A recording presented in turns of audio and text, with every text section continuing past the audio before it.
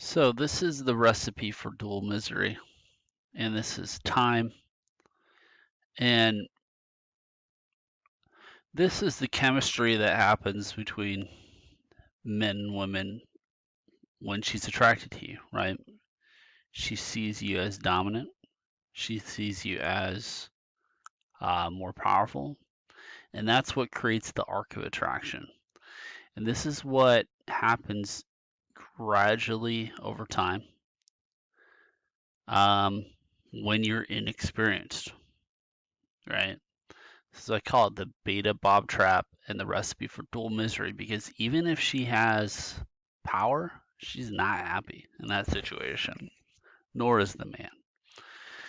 So the question is, you know, how do you, what happens? How do you avoid it, right?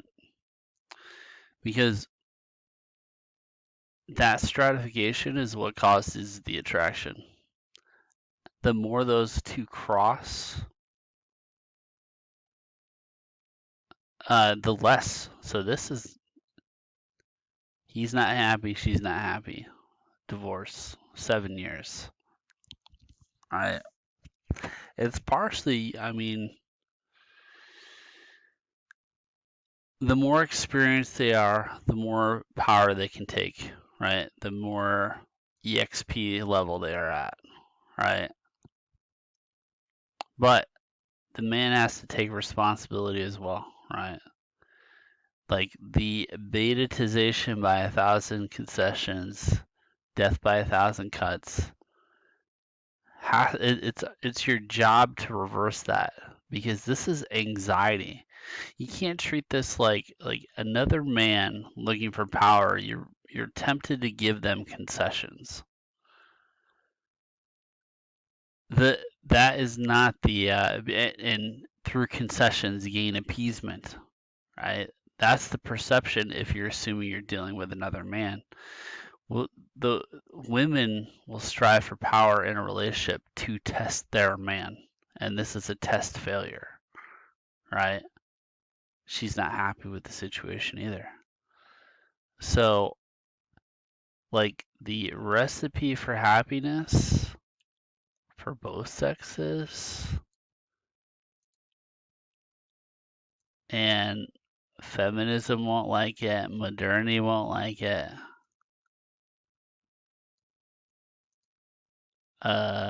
Is this.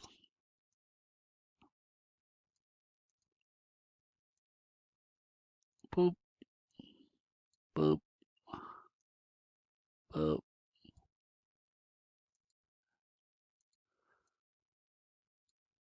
And so bitch and moan and complain about that, but she fell in love with you here.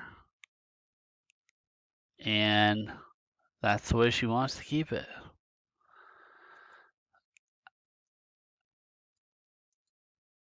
And so,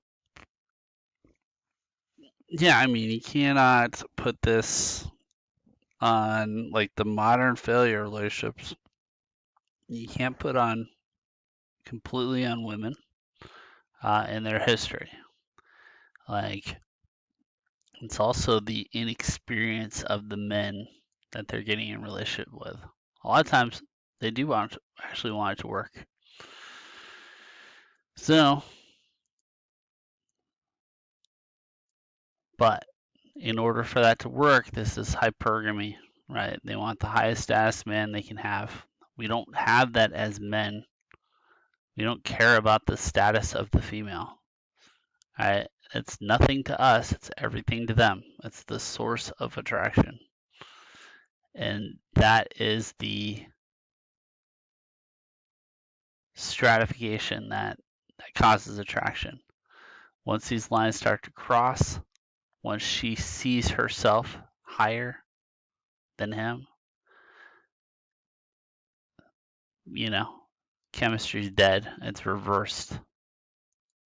She's repulsed by you. She's attracted to you. Reverse this repulsion.